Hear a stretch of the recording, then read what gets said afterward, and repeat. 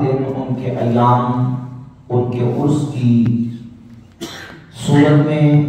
منعقد کرتے ہیں اور محافل و مجالس کا اہتمام و انعقاد کر کے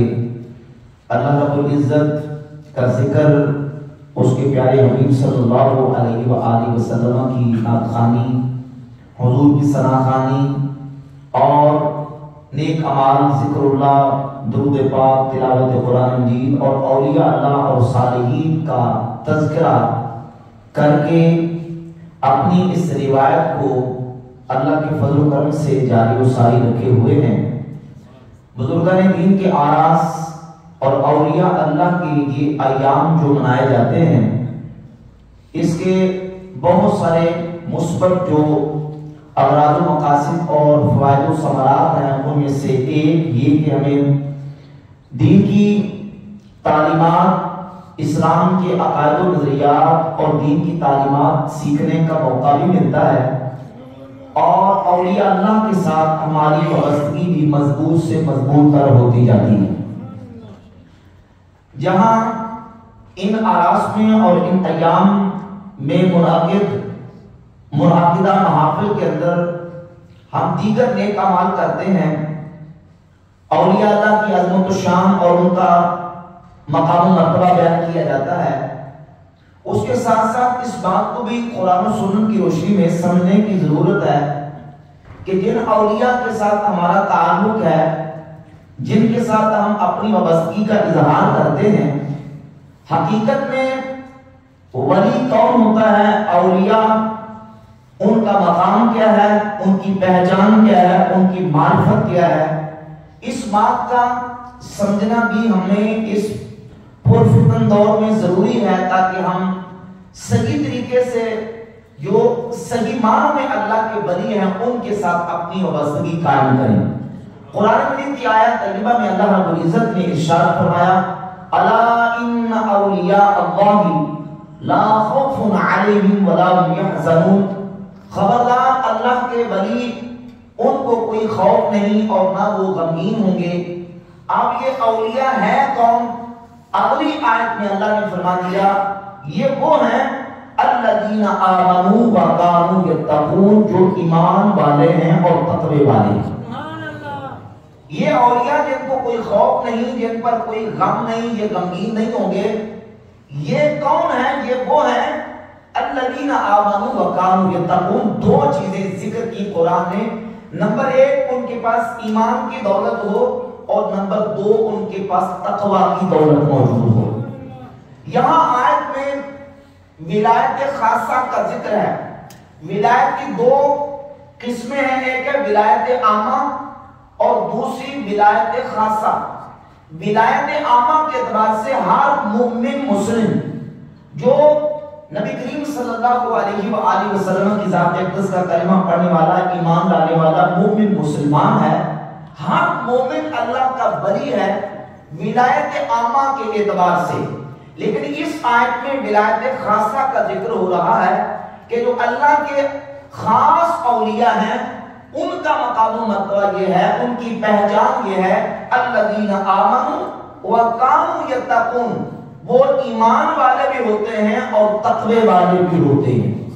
دو چیزیں قرآن نے بیان کی۔ اسی آیت کی تفسیر میں علامہ ساوی تفسیر ساوی میں اس کی تفسیر میں لکھتے ہیں الذین هم الذین اتصفوا بالایمان وهو اعتقاد صحیح المبنی علی الدلائل القطعیہ والتقوى وهو امتثال المأمورات واجتناب المنهیات عن طرق الشرع، ولهذا قال القشيري شرط الولي ان يكون محفوظا كما ان من شرط النبي ان يكون معصوما، وكل من كان للشرع عليه باعتراض فهو مردود ومخالف۔ فرماتے ہیں ولی وہ ہوتا ہے جو ایمان کی صفت کے ساتھ متصف ہو، اور ایمان صحیح عقیدے کا نام ہے، اور صحیح عقیدہ وہ ہے جو قطعی دلائل کے اوپر مبنی ہو، اور ولی وہ ہوتا ہے جس کے پاس تقوی ہو، اور تقوی کسے کہتے ہیں؟ ہوا امتثال المأمورات و اجتناب المنہیات عن طرق الشرع۔ فرماتے ہیں تقوی جن کاموں کے کرنے کا شریعت مطہرہ نے حکم دیا ہے ان کاموں کو کرتا چلا جائے، اور جن کاموں سے شریعت نے روک دیا ہے ان سے رک جائے، اسی لیے حضرت امام ابو القاسم قشیری رحمۃ اللہ تعالی فرماتے ہیں کہ ولی کے لیے شرط یہ ہے ان یکون محفوظا، کہ ولی گناہوں سے محفوظ ہو، جیسے نبی کے لیے شرط ہے کہ نبی گناہوں سے معصوم ہوتا ہے، ولی گناہوں سے محفوظ ہوتا ہے۔ نبی کے لیے شرط یہ ہے کہ نبی گناہوں سے معصوم ہوتا ہے، یعنی نبی گناہ کر ہی نہیں سکتا۔ نبی کے لیے گناہ کا ہونا محال اور ناممکن ہے، ہاں ولی سے امکان تو ہے، پر اللہ رب العزت اپنے ولی کو گناہوں سے محفوظ رکھتا ہے، بچا کے رکھتا ہے۔ فرماتے ہیں لہذا جو بندہ جس کے عمل پر، جس کے قول پر، جس کے فعل پر، جس کے کردار، گفتار، عمل، اٹھنے بیٹھنے، چلنے پھرنے، اوڑھنے بچھونے، وضع قطع، چال ڈال، صورت سیرت حجامت، اس کے لباس، اس کے کسی بھی عمل پر شریعت طیبہ کو اعتراض ہو فَهُوَ مَرْدُودٌ وَمُخَاطِبٌ، فرماتے ہیں کہ وہ رد کر دیا جائے گا، وہ مردود ہے، وہ دھوکے باز ہے، وہ اللہ کا ولی کہلانے کا حقدار ہے۔ ولی وہ ہوگا جس کے پاس ایمان کی دولت بھی ہے، تقوی کی دولت بھی ہے۔ اور علامہ سعد الدین تفتزانی شرح عقائد النسفیہ مشہور کتاب ہے، علم کلام کی ہمارے مدارس کے اندر پڑھی جاتی ہے، اس کے اندر ولایت خاصہ کی تعریف میں لکھتے ہیں الولی هو العارف باللہ تعالی وصفاتہ، فرماتے ہیں ولی وہ ہوتا ہے جو اللہ کی ذات و صفات کا عارف ہو، المجتنب عن المعاصی المعرض عن الانہماک فی اللذات والشہوات، وہ ولی وہ ہوتا ہے جو گناہ کے کاموں سے اجتناب کرنے والا ہو، دنیا کی لذات سے اجتناب کرنے والا ہو اور اعراض کرنے والا ہو، اور اللہ کی ذات و صفات کا عارف ہو، اسے اللہ کا ولی کہا جاتا ہے۔ اللہ کا ولی کہا جاتا ہے۔ تو ولی کے لیے جیسے ساری چیزیں شرط ہے، یہ بھی شرط ہے کہ اسے دین کا علم بھی ہو، وہ اللہ کی ذات و صفات کا عارف بھی ہو۔ ظاہر ہے کہ کسی اللہ کے ولی کے پاس، کسی مرشد کے پاس اور کسی رہبر و رہنما کے پاس جب ہم رہنمائی کے لیے جاتے ہیں تو دین کا جو بنیادی اور ضروری علم ہے اس کا ہونا شیخ کے لیے، ولی کے لیے ضروری ہے، کیونکہ علم کے بغیر، علم کے کو چھوڑ کر اسے اللہ رب العزت کا عرفان اور معرفت حاصل نہیں ہو سکتی۔ پنجابی احباب بیٹھے ہوں گے، حضرت سلطان بہو رحمۃ اللہ تعالی علیہ نے اسی بات کی طرف اپنے شعر میں اشارہ کیا کہ باج علمہ جڑا کرے فقیری، سمجھے تو سبحان اللہ، سبحان اللہ۔ سلطان فرماتے ہیں باج علمہ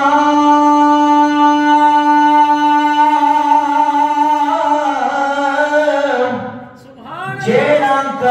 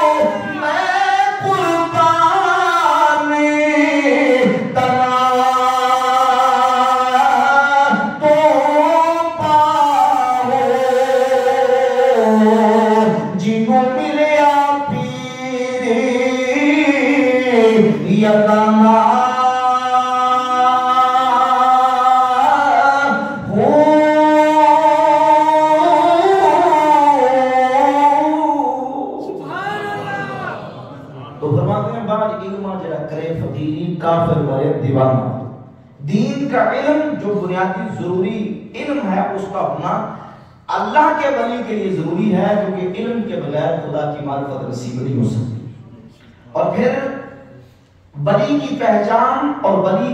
کی معرفت، جیسے ولی کا مقام پہچاننا ضروری ہے، اسی طرح ولی کی پہچان بھی ضروری ہے۔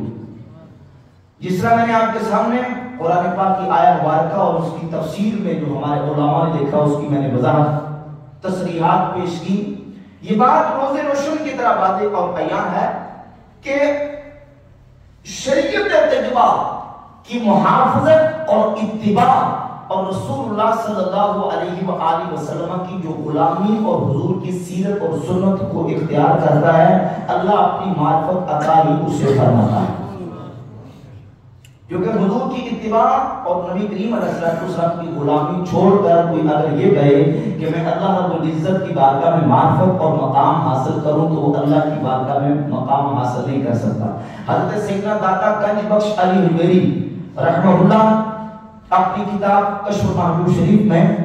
سیدنا بایزید البستامی رحمہ اللہ کا ایک واقعہ ذکر فرماتے ہیں، اور اسی مضمون کا ایک واقعہ امام ابن الجوزی نے اپنے کتاب صفات الصفوہ میں ذکر کیا، اور دیگر کتابوں کے اندر بھی حضرت سیدنا بایزید البستامی رحمہ اللہ کے حوالے سے یہ واقعہ مذکور ہے کہ آپ فرماتے ہیں کہ اللہ رب العزت نے مجھے خواب میں اس قدر بلند رتبہ اور مقام عطا فرمایا،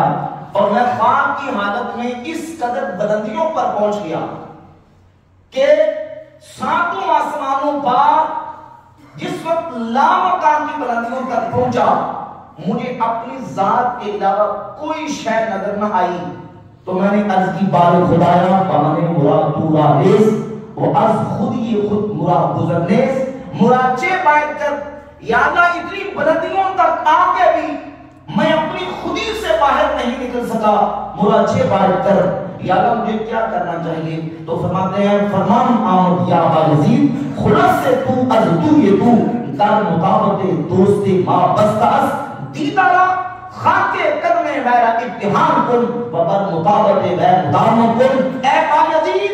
میرے مصطفیٰ کے قدموں کو لگنے والی خاک کو اپنی آنکھوں کا سرما بنا کے میرے نبی کی اتباع میں زندگی گزار کر رب یہ خدا کا قرب نصیب ہو جائے۔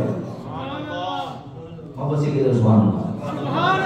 دیدارا بخاک کے قدم میرا ابتحان کن بغیر مطابق غیر مطابق کن، فرماتے ہیں کہ اللہ رب العزت کی طرف سے جواب آیا کہ اے بایزید میرے محبوب کریم علیہ السلام کی قدموں کو لگنے والی خاک کو اپنی آنکھوں کا سرما بنا لے اور میرے نبی کی اتباع میں چلتا جا، اللہ رب العزت تجھے اپنی بارگاہ میں یہ مقام عطا فرمائے گا۔ اس لیے حضرت میاں محمد بخش شافعی رحمۃ اللہ تعالیٰ فرماتے ہیں کہ حضور کا رستہ چھوڑ کے نبی کریم علیہ السلام کا طریقہ اور سیرت اور سنت کو چھوڑ کے کوئی خدا تک پہنچ سکتا، کوئی پہنچ سکتا؟ میاں صاحب فرماتے ہیں رستہ چھوڑے نبی دا تریا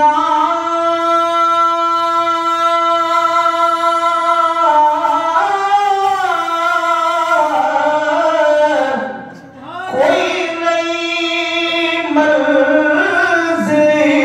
پہنچا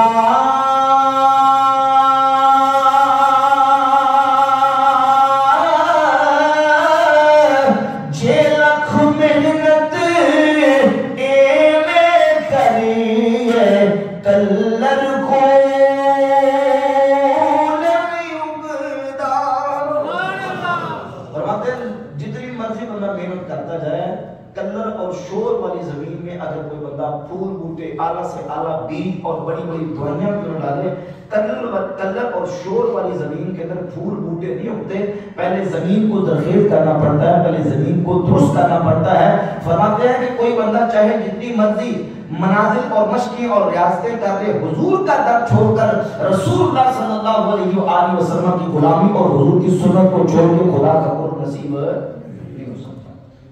نبی پاک علیہ السلام کی اتباع، حضور کی فرمانبرداری، سنت مصطفیٰ کریم علیہ السلام کی وہ عظیم دولت ہے کہ اس راہ پر جتنے اللہ کے ولی چلے ہیں اس راہ پہ چل کے خدا کی بارگاہ میں مقام قرب حاصل کریں۔ اولیاء اللہ کا پیغام یہ حضور سیدنا غوث اعظم محبوب سبحانی قطب ربانی شہباز لامکانی دین روحانی شیخ عبدالقادر الجیلانی رضی اللہ تعالیٰ عنہ خود فرماتے ہیں اقرب الطرق الی اللہ تعالی لزوم قانون العبودیت والاستمساک بالعروۃ الشریعہ. فرماتے ہیں خدا تک پہنچنے کا سب سے قریب ترین راستہ یہ ہے کہ بندہ اپنے اوپر بندگی کے قوانین کو لازم کرے. یعنی بندہ بن کے زندگی گزارے, بندہ اپنے اوپر اپنی مرضی نہ چلائے بلکہ اپنے اوپر رب کی مرضی چلائے, رب کے حبیب کی مرضی کو چلائے. قدم اٹھائے تو اس کا مجمع نظر یہ ہو کہ میں نے قدم اٹھانا ہے اور میں نے اب کیا کرنا ہے, میرا رب کیا چاہتا ہے, میرا رسول کیا چاہتا ہے, اور میرے محبوب کی سنت کیا ہے, میرے محبوب کی سیرت کیا ہے. فرماتے ہیں اقرب الطرق الی اللہ تعالی لزوم قانون العبودیت. اللہ کی بارگاہ تک پہنچنے کا سب سے قریب ترین راستہ اپنے اوپر بندگی کے قوانین کو لازم کر لینا ہے. والاستمساک بالعروۃ الشریعہ, اور شریعت کی رسی کو مضبوطی سے پکڑ لینے سے خدا ملتا ہے. امام علامہ ملا جامی نفحات الانس کے اندر لکھتے ہیں کہ اگر 100,000 خلق کے آداب بر ایشا ظاہر شد چونہ ظاہر ایشا معاف کے آداب شریعتس و نبات میں ایشا معاف کے آداب طریقتس آز مقولہ مقروب استدراج خواہد دو نہ آز مقولہ ولایت و کرامتس. فرماتے ایک بندہ اگر 1000 مرتبہ آگ پر گزر کے دکھا دے اور پانی پہ چل کے دکھا دے, اگر اس کا ظاہر رسول اللہ کی شریعت اور سنت کے مطابق نہیں اور اس کا باطن طریقت کے اصولوں کے مطابق نہیں تو وہ مکاری اور شوکہ بازی تو ہو سکتی ہے, ولایت و کرامت ہو سکتی. ولایت و کرامت یہ دیکھیے ہمارے اولیاء اللہ, ہمارے اکابرین, ہمارے اسلاف اور جن بزرگوں کا ذکر ہم کرتے ہیں ان کی تعلیمات یہ ہے کہ قرآن و سنت, شریعت مصطفیٰ, رسول اللہ صلی اللہ علیہ وآلہ وسلم کی تعلیمات اور پیغمبر صلی اللہ علیہ وآلہ وسلم کی سنت کا دامن چھوڑ کے بندہ خدا کی بارگاہ تک نہیں پہنچ سکتا. بڑے بڑے اجنہ محدثین نے سیدنا تیمور ابن عیسیٰ بایزید البستامی رحمہ اللہ کا قول اپنی کتابوں کے اندر ذکر کیا. امام ذہبی نے سیر و اعلام نبلا کے اندر, حافظ ابن کثیر نے البدایہ و نہایہ کے اندر, علامہ شاطبی نے الاعتصام کے اندر, اور بیسیوں اس پر حوالہ جات موجود ہیں کہ سیدنا بستامی رحمۃ اللہ تعالی فرماتے ہیں کہ لو نظرتم الی رجل یرتفع فی الہوا, اگر تم کسی شخص کو دیکھو کہ وہ ہوا میں اڑ رہا ہو, فلا تغتروا به حتى تنظروا كيف تجدونه عند الامر والنهي وحفظ الشریعہ, جب تک تم یہ نہ دیکھ لو کہ یہ اللہ کے حکم پر عمل کتنا کرتا ہے, یہ جن کاموں سے رب نے روکا ہے ان سے کتنا رک کے رہتا ہے, اور حضور کی شریعت کو کتنا مضبوطی سے پکڑ کے اس سے رہتا ہے, جب تک تم یہ نہ دیکھ لو اس کے پیچھے لگ کے دھوکے میں نہ آ جاؤ. دھوکے میں اب ایک طرف بالکل ایکسٹریم اور انتہائی رائے ہے ان لوگوں کی جو کہتے ہیں تصوف اور صوفیہ, اور یہ جو ایک روایت ہے تصوف کی, اس کا دین کے ساتھ کوئی تعلق نہیں, اس کا شریعت کے ساتھ کوئی تعلق نہیں, اس کا قرآن و سنت کے ساتھ کوئی تعلق نہیں. اب دیکھیے ہمارے یہ اسلاف کیا کہہ رہے ہیں, وہ کہتے ہیں قرآن و سنت کے بغیر بات بنتی, بولیے بنتی, قرآن و سنت, دین کے بغیر, شریعت کے بغیر, سنت کے بغیر بات بنتی نہیں ہے. تعلیمات ان کی یہ ہے کہ اللہ کے رسول صلی اللہ علیہ وآلہ وسلم کی سنت کو چھوڑنے سے کوئی بات نہیں, باقی حضور کی سنت کو لازم پکڑنا یہ ضروری. اور ہمارے اولیاء اللہ تو وہ ہیں, ہمارے اسلاف اور سلف صالحین تو وہ ہیں, ان لوگوں کا رد کرنے کے لیے ایک بات میں عرض کروں, جو کہتے ہیں کہ یہ تصوف یہ دین اسلام سے ہٹ کر ایک الگ سے دین ہے. ایک طبقہ ہمارے معاشرے کے اندر موجود ہے جو کہتے ہیں یہ دین تصوف ہے, اس تصوف کا اور صوفیت کا اسلام کے ساتھ کوئی تعلق نہیں, جبکہ حقیقت یہ ہے کہ جو اصل تصوف ہے اور اصل صوفیت ہے وہی اسلام کی روح ہے اور وہی اسلام کی حقیقت ہے. کیونکہ ہم حدیث کی کتابوں کو دیکھیں, حدیث کے چیپٹرز دیکھیں, عنوانات دیکھیں, محدثین عنوانات قائم کی, کتاب الزہد کے نام سے, کتاب الرقاق کے نام سے, کتاب الآداب کے نام سے. صوفیاء نے, ہمارے اولیاء اللہ اور اسلاف امت نے دین کے اس شعبے اور اس چیپٹر کے اندر پوری مہارت حاصل کی اور عملی طور پہ اس کی ریاضتیں اور مشقیں کی ہیں, اور پھر وہ اپنے مریدوں کو, اپنے متوسلین کو وہ طریقے سکھائے ہیں کہ توکل کس طرح پیدا کرنا ہے, اپنے اندر زہد کس طرح پیدا کرنا ہے, اللہ کی رضا پہ راضی کس طرح رہنا ہے, اور قناعت کس طرح کرنی ہے, اور اگر مصیبت آ جائے تو اس پر صبر کس فیصلہ کرنا ہے. یہ اصل اسلام کی روح جو ہے, اصل اسلام کی حقیقت جو ہے, وہ اولیاء نے اس کو پریکٹیکلی کر کے, ریاضت کر کے خود اس پر عمل کیا ہے اور اسی کا درس اور سبق اپنے ماننے والوں کو عطا فرمایا. یہ تصوف ہے, یہ صوفیت ہے جو ہمارے بزرگوں نے, ہمارے اکابرین نے بیان فرمائی. اور آپ کسی بھی بزرگ صوفی کی تعلیمات کو اٹھا کر دیکھ لیں, ان کی کتابوں کو اٹھا کر دیکھ لیں, بحمدللہ تعالی یہ چیزیں واضح طور پر ملیں گی. اور اس کے ساتھ ساتھ اس بات کی صراحت اور وضاحت بھی انہوں نے کی. دو چیزیں جس طرح میں نے ابتدا میں عرض کی, دو چیزیں, نمبر ایک ایمان اور نمبر دو تقوی. ایمان اور تقوی, بندہ مومن ہو اور مومن متقی پرہیزگار ہو. تقوی کیا ہے؟ تقوی اللہ کے احکامات پہ عمل, رسول اللہ کے فرمودات پر عمل, اور جن کاموں سے رب رسول نے روک دیا ان سے رک جانے کا نام تقوی ہے. جب مطلب اس پر پکا ہو جاتا ہے, پابند ہو جاتا ہے اور بالکل اپنی لائن سیدھی کر کے رب رسول کے حکم کے مطابق چلتا ہے, تو اللہ اسے, اللہ رب العزت اپنی معرفت کا نور عطا فرما دیتا ہے. یہی ولایت ہے اور یہی اولیاء اللہ کا مشن ہے اور یہی ان کی تعلیمات ہے. کیوں کہ تصوف ہو یا معرفت ہو یا حقیقت ہو یا جو بھی یہ ساری تصوف سے ریلیٹڈ چیزیں ہیں, بعض وہ لوگ جن کا قرآن و سنت اور دین کے ساتھ کوئی تعلق نہیں ہوتا, تو وہ لوگوں کو یہ تصور پیش کرنے کی کوشش کرتے ہیں کہ یہ مولویوں کا کام الگ ہے, علماء کا کام الگ ہے, عالم اور ہوتا ہے اور بزرگ اور صوفی اور ہوتے ہیں. لیکن جب ہم تاریخ کو, سیرت سلف صالحین کو اٹھا کر دیکھتے ہیں تو غوث اعظم سرکار سب سے بڑے عالم بھی تھے, سب سے بڑے صوفی بھی تھے.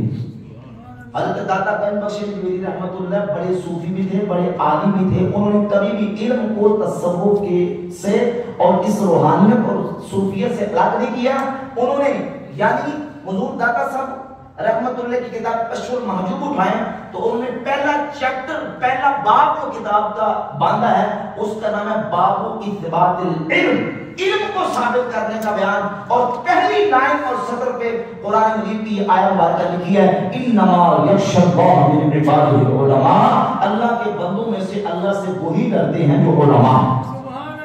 پھر علم کی تقسیم کی. حضور غوث پاک سرکار رضی اللہ عنہ انہیں طالبین شریف اٹھا کر دیکھیں, پہلا چیپٹر اور پہلا باب ہی کتاب الفقہ کے نام سے لکھا. فقہ دین کی سمجھ اور دین کی جو فقہ ہے اس پر آپ نے چیپٹر لکھ کے پھر دینی اور شرعی مسائل کو بیان فرمایا.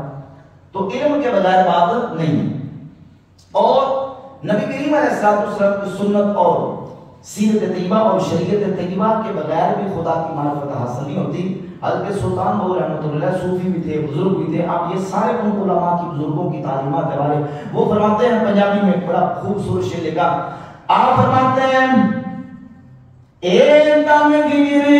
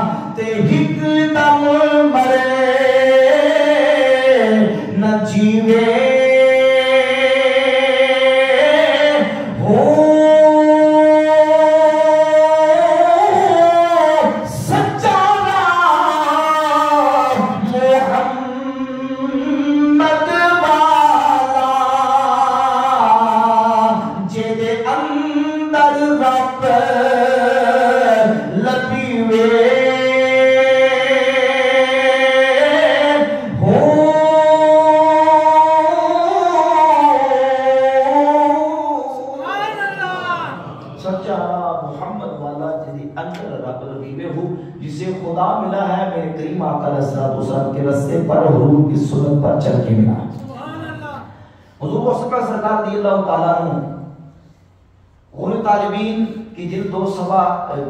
اگلے حصے کتاب التصوف میں لکھتے ہیں کہ مرید کے لیے ضروری ہے کہ اس کا عقیدہ درست ہو. فرماتے ہیں یجب علی المرید المبتدی فی هذه الطریقہ الاعتقاد الصحیح, الاعتقاد الصحیح الذي هو الاساس مرید کے لیے واجب ہے کہ اس کا عقیدہ صحیح ہو، عقیدہ درست ہو، کیونکہ عقیدہ بنیاد ہے، بنیاد کے بغیر عمارت قائم نہیں ہو سکتی، بنیاد کے بغیر عمارت کھڑی رہ ہی نہیں سکتی۔ فرماتے عقیدہ یہ بنیاد ہے، یہ صحیح ہونا واجب ہے۔ یجب علی المرید المبتدی فی هذه الطریقۃ الاعتقاد الصحیح الذی هو الاساس یکون علی عقیدۃ السلف الصالح اہل سنت القدیمۃ سنت الانبیاء والمرسلین والصحابہ والتابعین والاولیاء والصدیقین۔ فرماتے ہیں مرید وہ ہو جس کا عقیدہ وہ ہونا چاہیے جو اہل سنت و جماعت کا عقیدہ ہے، جو عقیدہ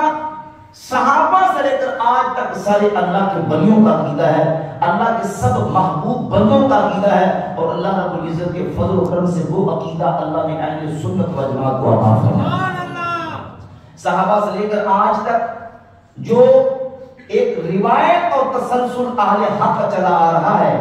وہ تسلسل اللہ رب العزت نے اہل سنت کے اندر چلایا۔ صحابہ، اہل بیت اور پھر تابعین، پھر اتباع تابعین، پھر آنا مجتہدین سے لے کر آج تک غوث پاک دادا صاحب، اللہ کے جتنے محبوب اور اللہ کے جتنے نیک بندے آئے ہیں وہ سارے کے سارے اہل سنت والجماعت کے اندر آئے۔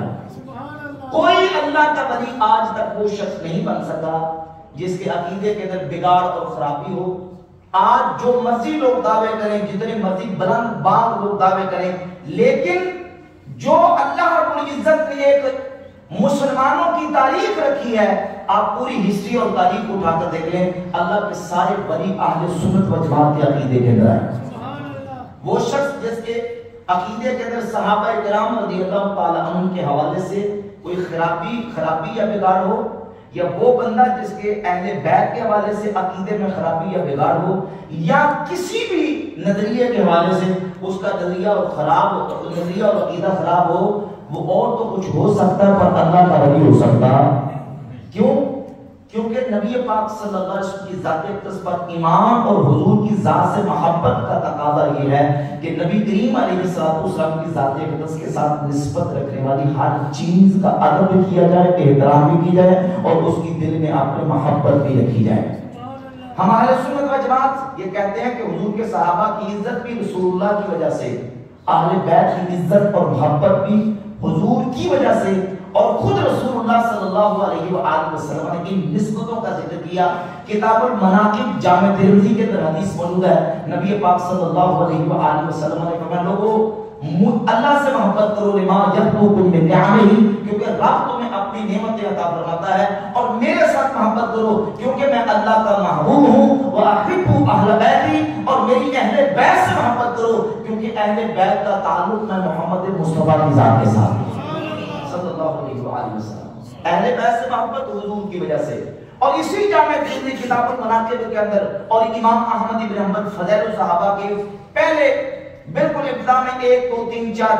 طرق کے حدیث لے کے ہے کہ حضور فرماتے ہیں اللہ اللہ فی اصحابی لا تتخذوهم غرضا باقی، میرے صحابہ کے بارے میں اللہ سے ڈر کے رہنا، انہیں تاؤ تشبیہ کا نشانہ مت بنا دینا۔ فمن احبهم فبحبی احبهم، جس نے ان سے محبت کی اس نے میری وجہ سے محبت کی، ومن ابغضهم فببغضی ابغضهم، اور جس نے ان سے بغض رکھا اس نے میری وجہ سے بغض رکھا، اور جس نے ان کو اذیت دی اس نے مجھے اذیت دی، جس نے مجھے اذیت دی اس نے اللہ کو اذیت دی، ومن اعاذ اللہ یوشک ان یاخذہ، اور جس نے اللہ کو اذیت دی پھر اللہ اس کی گرفت فرمائے گا۔ صحابہ سے محبت بھی رسول اللہ صلی اللہ علیہ وسلم کی وجہ سے، اہل بیت سے محبت بھی حضور کی وجہ سے۔ جس کے دل میں رسول اللہ کی سچی محبت ہوگی وہ حضور کے صحابہ سے پیار کرے گا، نبی کی آل سے بھی پیار کرے گا،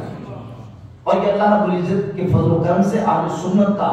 امتیاز ہے اور اعزاز ہے۔ اللہ رب العزت نے اہل سنت کو عطا کیا کہ ان دونوں ہستیوں کی محبت اپنے سینوں میں رکھتے ہیں، اللہ کے فضل و کرم سے وہ اہل سنت و جماعت کہلاتے ہیں۔ اعلیٰ حضرت امام احمد رضا خان محدث بریلوی رحمۃ اللہ تعالی علیہ بڑا خوبصورت انداز میں اہل سنت کے عقیدے کی حقانیت کو شعر کی صورت میں، نظم کی صورت میں بیان فرماتے ہیں۔ آپ فرماتے ہیں اہل سنت کا بیڑا پار اسواب حضور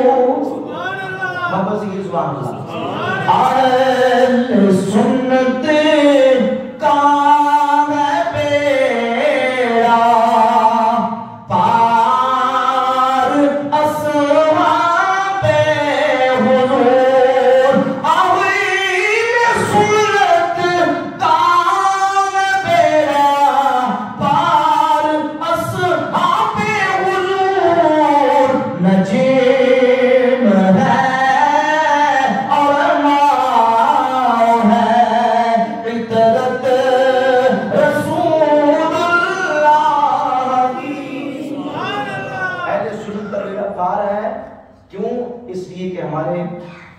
ہاتھوں میں دامن صحابہ بھی موجود ہے اور حضور کی اہل بیت کا دامن بھی موجود ہے، اور اللہ کے فضل و کرم سے اللہ کے ولیوں کا دامن بھی ہمارے ہاتھوں میں موجود ہے۔ جب ہم یہ صحیح اور سچا اور کھرا اور پاکیزہ اور مبارک اور خوشبو والا عقیدہ لے کے نیک اعمال کریں گے تو اللہ کے فضل و کرم سے اللہ اپنی معرفت کا نور بھی عطا فرمائے گا اور اللہ دو جہانوں میں بیڑا پار فرما دے گا۔ اللہ تعالیٰ جل شانہ صحیح معنوں میں ہمیں اپنے محبوب اولیاء اللہ کے ساتھ اپنی وابستگی قائم و دائم رکھنے کی توفیق عطا فرمائے اور ہر قسم کے فتنے اور شر اور بد عقیدی سے ہمارے ایمان اور عقیدے کی حفاظت فرمائے۔ وما علینا الا